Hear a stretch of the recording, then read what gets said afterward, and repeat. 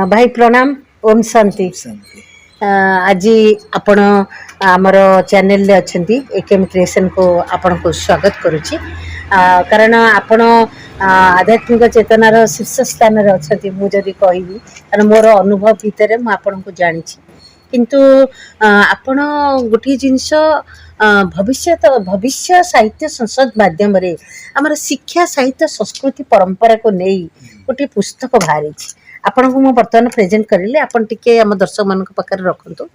ये जो शिक्षा साहित्य संस्कृति परंपरा को नहीं पुस्तकटी बाहरी छी, आपन को सहित जस्ट आलोचना भी करूथिली जे एई संस्कृति परंपरा उपरे आपन टिके दर्शक मान पाखे रखंतु। ता पूर्व आपन को टिके परिचय रखंतु। ओम शांति। नमस्कार, मोर ना अमूल्य कुमार दास। मु प्रजापिता ब्रह्मा कुमारी ईश्वरीय विश्वविद्यालय जहाँकि गोटे आध्यात्मिक शिक्षा अनुष्ठान, ये अनुष्ठान सहित मु 35 वर्ष धरी संपर्क अच्छी। ईश्वरीय विश्वविद्यालय शिक्षा एवं जो राजयोग शिक्षा एवं आध्यात्मिक ज्ञान माध्यम आम निज जीवन को गढ़ार शिक्षा दि जाउची। जो आध्यात्मिक साधना द्वारा आम निज जीवन में किसी सफलतार शीर्ष सीमा पहुँची पारिबा एवं परमात्मा प्राप्ति हो पार, ये शिक्षा ये दि जाउची। एवं जहाँ कहले जे संस्कृति एवं परंपरा बा साहित्य, ये आम जो समाज को प्रति मुहूर्त गढ़ी चली। आम संस्कृति आधार रे निजे सुसंस्कृत होता। आज्ञा संस्कृति आमको शिक्षा देउची भल व्यवहार करिबा, मीठा कथा कहिबा एवं समस्त सहित शांतिपूर्ण भाव में व्यवहार करिबा, पारिवारिक जीवन में सुख शांति संपन्न रही परिवार को सुगठित करिबा। एवं संस्कृति आमको शिक्षा देउची जे परमात्मा सहित आम संपर्क जोड़िबा, जहाँ द्वारा आम आंतरिक शक्ति प्राप्ति हेले आम निज जीवन को श्रेष्ठ कर गढ़ी पारिबा।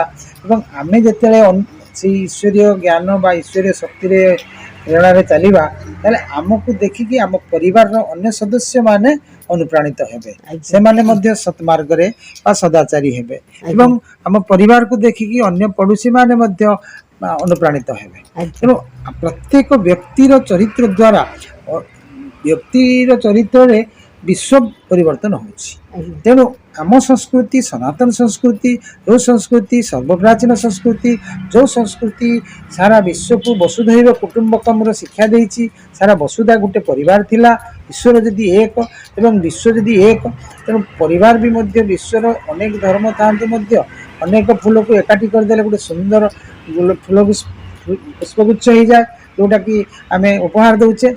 से भाई सबु धर्म सबु प्रकार व्यक्तित्वर समाहार रे ये विश्वटा एक थिला एवं मनुष्य भितर नैतिकता सदाचार एवं मनुष्य भितर दिव्यता थिला, दिव्य गुण थिला, दिव्य स्वभाव थिला एवं दिव्यता आधार रे गोटे दिव्य संपन्न विश्व थिला। एवं से विश्वर निर्माता स्वयं ईश्वर अटंती। से ईश्वर जेहेतु आमको सृष्टि करिसंती, तेणु आम भितर मध्य से ईश्वर गुण का शक्ति थिला, जहाँ कि सनातन संस्कृति आमको शिखाउची ईश्वर एक ताले विश्व मध्य एक। तेणु आम प्रत्येक भितर से विश्व भातृत्व आसू, विश्व बंधुत्व आसू, विश्व गोटे परिवार हो जाऊ। आम समस्त को निजर करनबा, समस्त सुख दुख में सामिल हवा, समस्त सहित सहयोग करवा एवं से सहयोग आधार रे ईश्वर गोटे एकता संपन्न सृष्टि आसीपर। आम समस्ते परस्पर एक हो पार एवं परस्पर स्नेह सदिच्छा द्वारा ये विश्वटा गोटे सुख शांति संपन्न विश्व में परिणत हो पार।